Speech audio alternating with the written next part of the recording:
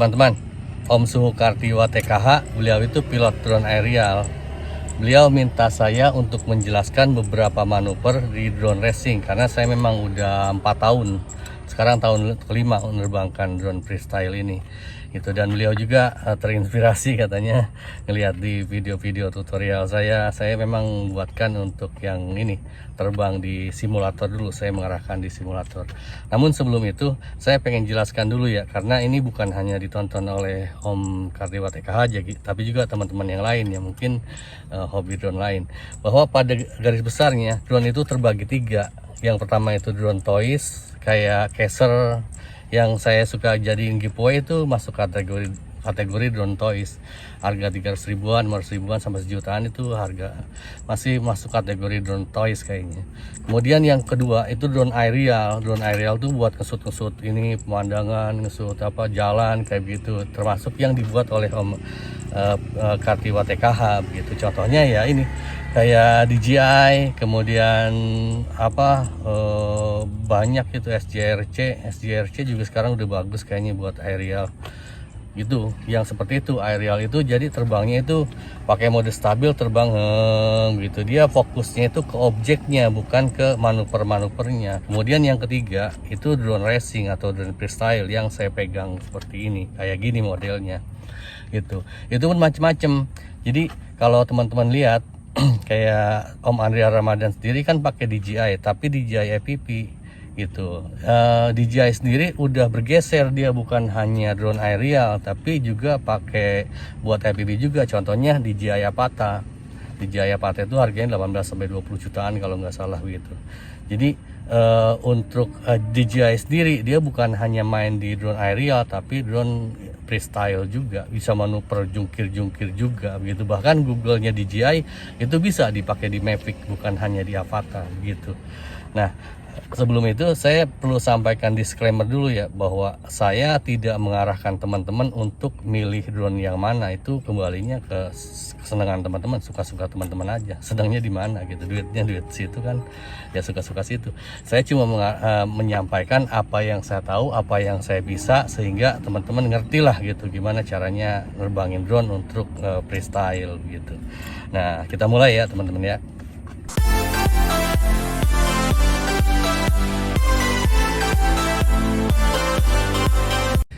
Kemarin tuh ada 3 hal yang ditanyakan oleh Suhukartiwa TKH. Pertama itu bagaimana caranya membelok. Jadi beliau mencontohkan beliau kesulitan ketika ini drone pas belok itu dia ngegas throttle gitu ke atas gitu kan. Belok itu susah gitu pada saat menggunakan simulator pakai drone freestyle. Itu yang pertama. Yang kedua, cara untuk ngerem gitu. Beliau sendiri tahu bahwa ngerem itu dia harus di pitch backward gitu kan, sehingga ini tapi belum pas begitu katanya.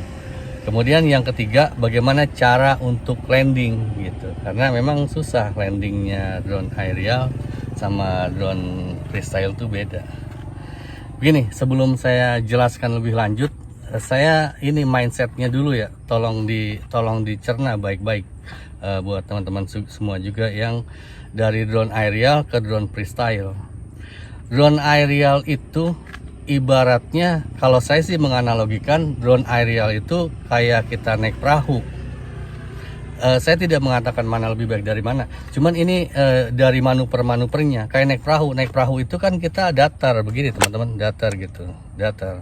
Dia nggak ada manuver naik perahu itu kan nggak ada dia manuver ekstrim pas belok itu begini, walaupun pakai speedboat sekalipun nggak se ekstrim pesawat gitu. Jadi kalau drone aerial itu gampangnya itu kayak kita naik perahu.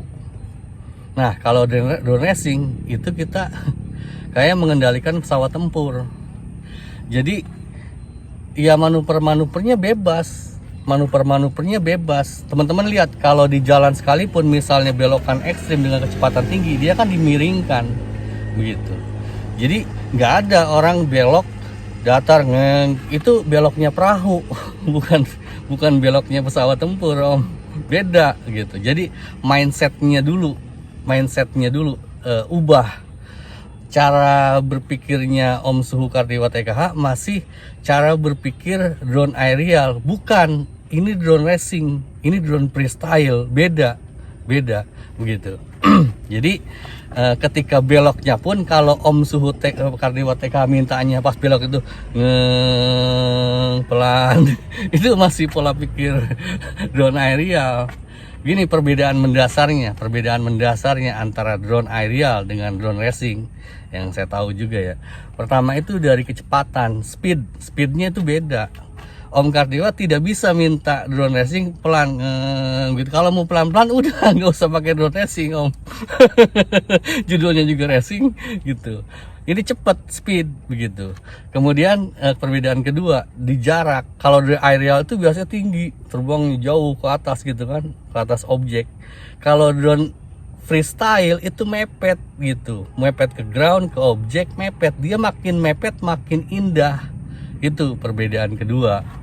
Ya perbedaan ketiga di manuver-manuvernya. Kalau drone aerial teman-teman nggak bisa manuver seperti power loop, kemudian flip, roll, split S dan lain sebagainya, itu nggak akan bisa begitu gitu. Jadi mohon Om Kardiwa TKH dan teman-teman yang lain mindsetnya diubah dulu, tinggalkan itu yang mindset kita nerbangin drone aerial, kita nerbangin drone freestyle.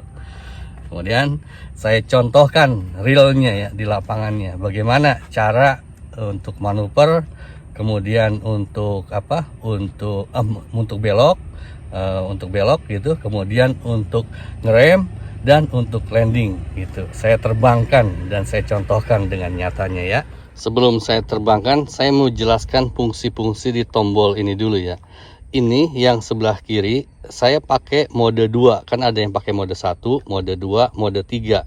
Saya pakai mode 2. Kalau yang mau nanya mode 1 dan mode 3 bisa mungkin nanya ke Mincen EPP. Kalau saya pakai mode 2. Mode 2 itu begini.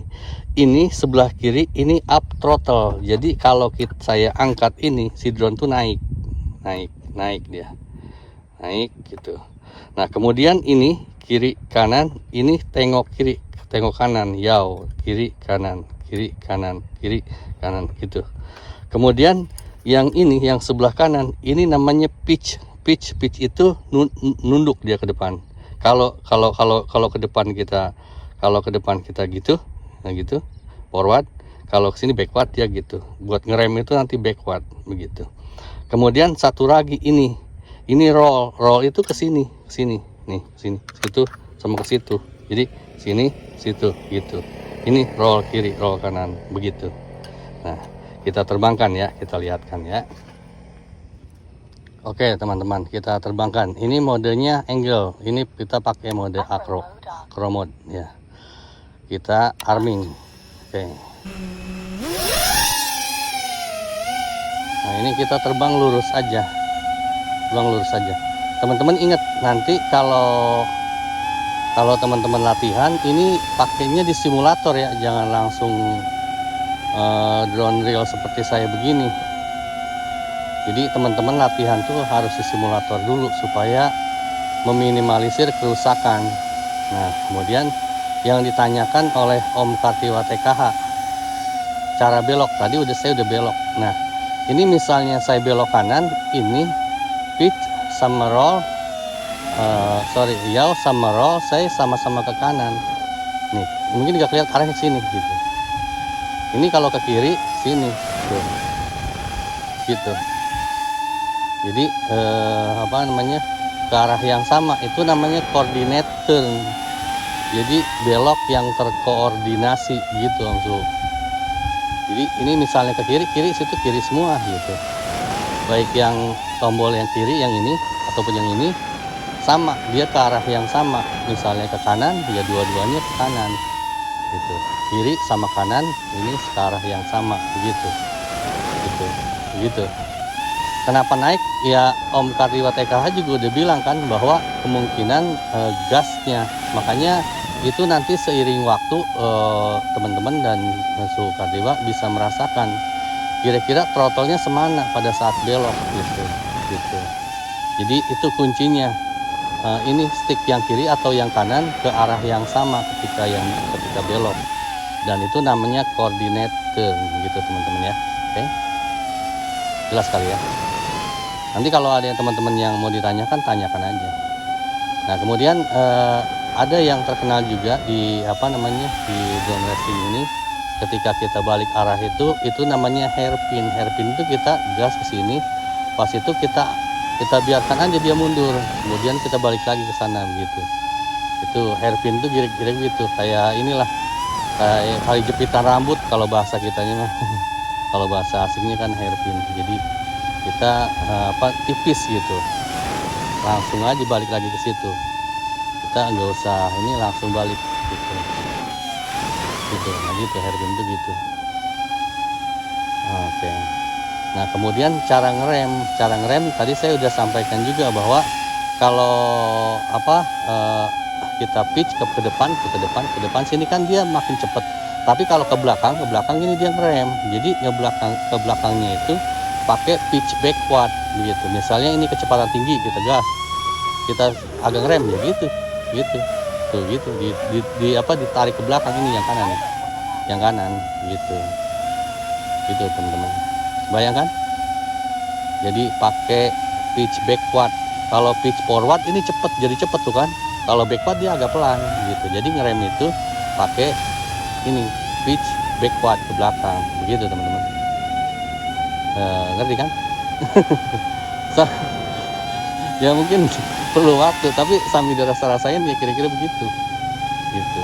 Jadi untuk ngeremnya ya sebenarnya kalau kalau pas kita throttle-nya kita turunin aja dia ngerem sendiri sebetulnya, maksudnya berkurang kecepatannya. Tapi untuk ngeremnya dia pakai ini pitch backward, bukan pitch forward. Kalau pitch forward itu kita kan nunduk, si drone tuh nunggingnya ke depan, dia jadi makin cepat. Tapi kalau kita di ke belakang dia makin pelan, kira-kira begitu. Oke? Jadi yang dua itu kebayang kan? Kalau belum kebayang tanyain aja, ntar kalau sempet saya jawab gitu. Kemudian cara yang ketiga, cara landing begini teman-teman. Ini adalah drone freestyle. Sekali lagi saya sampaikan ke Om Suhu Kartiwa TKH, tolong tanggalkan cara berpikir bahwa ini adalah drone aerial. Drone aerial dan drone racing itu beda. Karena kita kalau drone aerial teman-teman bisa pijit tombol asal, tombol tujuan, dan bisa dia pulang pergi sesuai yang teman-teman inginkan. Kalau ini full manual teman-teman. Jadi untuk landing ada yang mungkin teman-teman belum terbiasa kalau yang pakai drone aerial. Kita harus punya referensi. Misalnya gini, apa aja objek dengan ketinggian yang udah kebayang sama kita. Misalnya ini tiang listrik ini. Kalau kita lihat ini tiang listrik ini kira-kira ketinggian segini, kan kita tahu kira-kira ketinggiannya berapa ini gitu. Baru kita landingkan di situ begitu. Nah gitu kan. Nah ini tuh, ini kita kan kebayang. Kita nggak tahu kalau kita pakai drone racing itu nggak tahu. Tapi kalau kita melihat referensi ini, kita kira-kira bisa membayangkan. Nah gitu turunin sedikit demi sedikit sampai dia nyaman turunnya. Nah gitu kebayang kan gitu. Coba kita tes lagi, kita naikin lagi. Jadi harus ada referensi teman-teman ya, harus ada referensi. Saya menggunakan referensi untuk tes sekarang adalah ini tiang listrik ini kan kira-kira berapa meter, 10 meter ada. Ya kalau posisi kita setengahnya segini, katakanlah setengah dari 10 ya 5 meter lah, kita bisa bayangkan. Jadi harus mutlak harus ada referensi. Karena teman-teman yang sering kehilangan drone juga ketika terbang keluar tidak ada referensi, itu akan amat sangat kesulitan gitu. Jadi untuk drone freestyle, drone racing, referensi itu amat sangat demikian penting gitu. Oke? Bayangkan.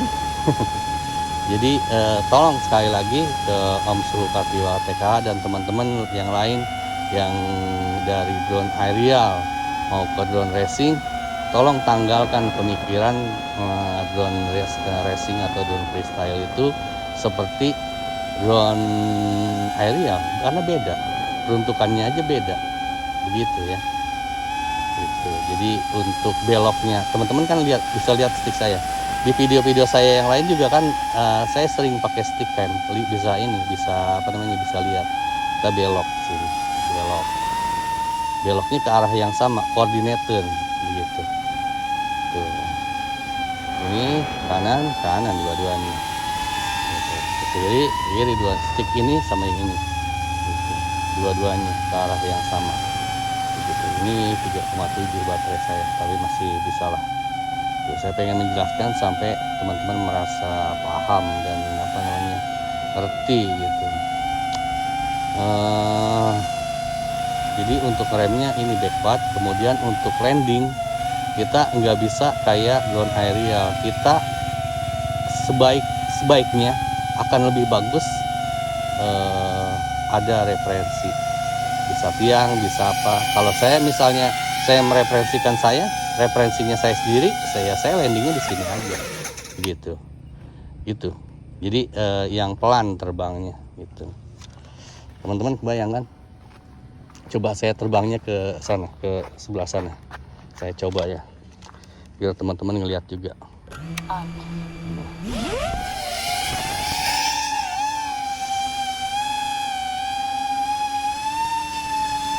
Ini ke atas ini.